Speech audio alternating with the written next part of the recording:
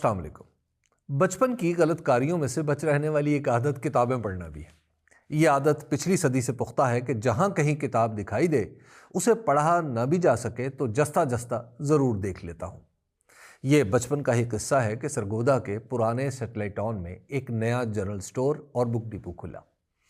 उस वक्त मोहल्लों में खुलने वाले जनरल स्टोर इल्तजामन निसाबी किताबें, लिखने पढ़ने का सामान और दीगर अशिया फरोख्त किया करते थे और ख़ुद को उर्दू इबारत में book depot and general store कहा करते थे। एक दिन मेरी माँ ने मुझे बाज़ार से कुछ लाने के लिए कहा तो मैं उनके हुक्म की तामील में उसी नए book depot and general store पर चला गया। उसके मालिक ने बच्चों के लिए किताबें दुकान के ऐन सामने एक बड़े से मेज़ पर लगा रखी थीं। मैं आदतन उन किताबों को देख रहा था कि नज़र एक ऐसी किताब पर पड़ी जो बच्चों की किताबों से अलग थी। उसकी जिल्द खूबसूरत थी और आम किताबों के मुकाबले में उसका साइज़ किसी तस्वीरी एल्बम जितना था। मैंने वो किताब उठाई और उसे खोल कर देखा तो वो वाकई एक एल्बम थी, मगर उसमें तमाम तस्वीरें बहुत उम्दा कागज़ पर छपी हुई थीं। इन सब तस्वीरों में एक ही शख्सियत नुमायां थी और वो थे जनरल ज़ियाउल हक। उन तस्वीरों के मुताबिक जनरल ज़ियाउल हक पाकिस्तान की मकबूल तरीन शख्सियत थे। एक सफ़े पर वो शेरवानी पहने हुए हुजूम के बीच से गुजर रहे थे और लोग उनसे हाथ मिलाने के लिए अपने बाजू की पूरी लंबाई से उन तक पहुंचने की कोशिश कर रहे थे। दूसरे सफ़े पर वो किसी गरीब की मदद कर रहे थे। तीसरे पर वर्दी में मलबूस तकरीर करने के अंदाज में खड़े थे। इन सफ़ात में मर्द मोमिन को अब रेशम की नरमी से लेकर फौलाद होने तक सभी हालतों में दिखाया गया था। जिस ज़माने की मैं बात कर रहा हूँ वो उनके उरूज का दौर था, लेकिन एक बच्चे के तौर पर मेरे लिए उरूज व ज़वाल बेमानी थे। मुझे तो अमर अय्यार, टार्जन और इंस्पेक्टर जमशेद की कहानियाँ अपनी तरफ खींच रही थीं। मैंने तस्वीरें देखकर किताब वापस उसी फट्टा नुमा मेज़ पर रख दी तो दुकानदार, जो हमारा मोहल्लेदार ही था, उस किताब की तरफ इशारा करके पूछने लगा, किताब चाहिए? मेरे कुछ कहने से ही बोला, सिर्फ 2 रुपए की है। उस ज़माने के हिसाब से भी इतनी उम्दा छपी किताब 2 रुपए से कहीं ज़्यादा की थी। ये अलग बात है कि अपने पास 2 रुपए भी नहीं थे।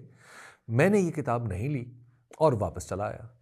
ये दुकान मेरे रास्ते में पड़ती थी। मैं रोज़ाना देखता कि उसके सामने पड़े फट्टे पर दीगर किताबें तो बदल जाती हैं, मगर जनरल ज़ियाउल हक की किताब अपनी जगह नहीं छोड़ रही। दिन, हफ्ते, महीने गुजर गए। इस किताब का गर्दपोश फटने लगा, फिर उसकी जिल्द खराब होने लगी। फिर ज़माने की एक जुम्बिश से ही मोहतरमा बेनज़ीर भुट्टो का दौर आ गया।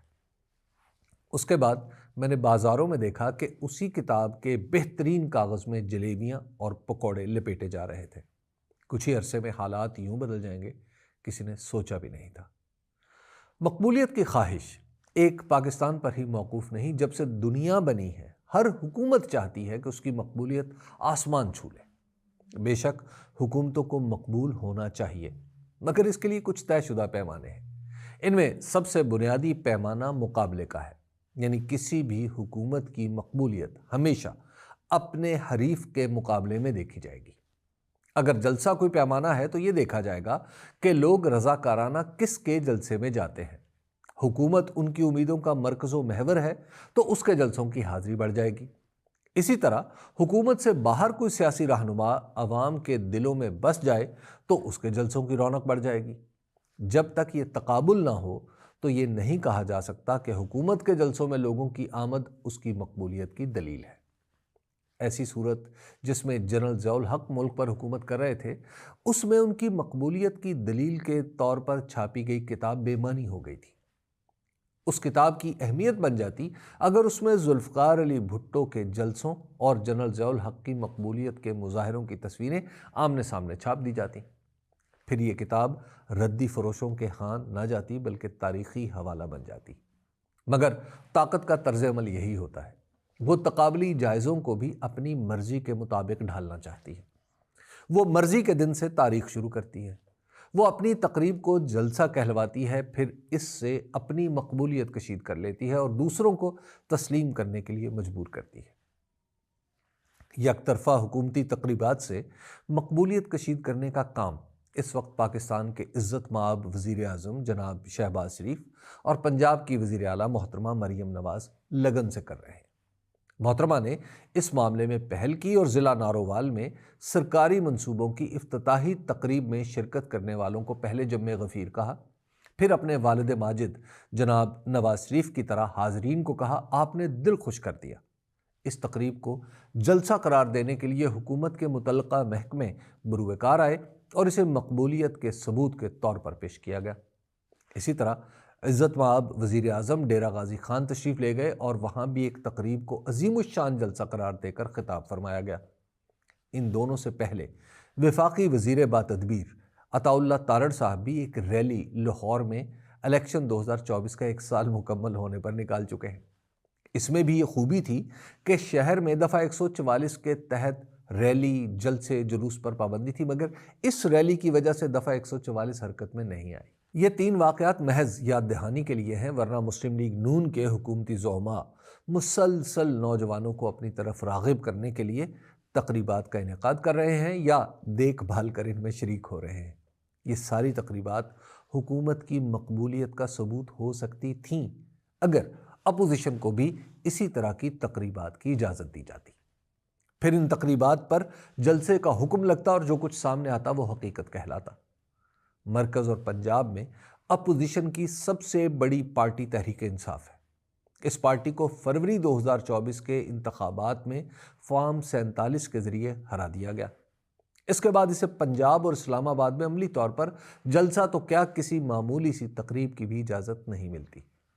पिछले 1 बरस में इसने एहतजाज किए हों तो किए हों, लेकिन जिसे जलसा कहते हैं उसकी इजाज़त एक बार इस्लामाबाद से दूर संगजानी के लिए मिली और दूसरी बार लाहौर के निवाही इलाके की गलीज़ तरीन जगह पर रियायत दी गई। इसके अलावा जहां 4 तहरीक इंसाफ वाले नज़र आए, दफ़ा 144 हरकत में आ जाती है। हुकूमती इदारे तहरीक इंसाफ की किसी भी तकरीब को रोकने के लिए नादिर जवाज़ तराशते हैं और अदालतें इन्हें कबूल करें या ना करें, इन पर फैसला देते हुए इतना वक्त लगा देती हैं कि इसी तरह का अगला मुकदमा आ जाता है और पिछला न जाने कहाँ चला जाता है। तहरीक इंसाफ के जलसों की सबसे बड़ी कशिश खुद इमरान खान हुआ करते थे, अब वो भी जेल में हैं।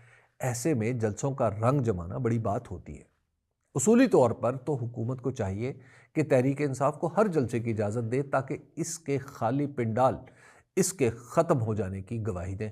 तब हुकूमत की हर तकरीब भी जलसा दिखाई देगी और हर जलसा उसकी मकबूलियत का पैमाना बन जाएगा। तहरीक इंसाफ के जलसे रोक कर हुकूमत जितने भी जलसे करे वो हुकूमती तकरीबात ही कहलाएंगे और इस तरह कशीद की जाने वाली मकबूलियत की तस्वीरों का अंजाम वही होता है जो जनरल ज़ियाउल हक की तस्वीरी किताब का हुआ था।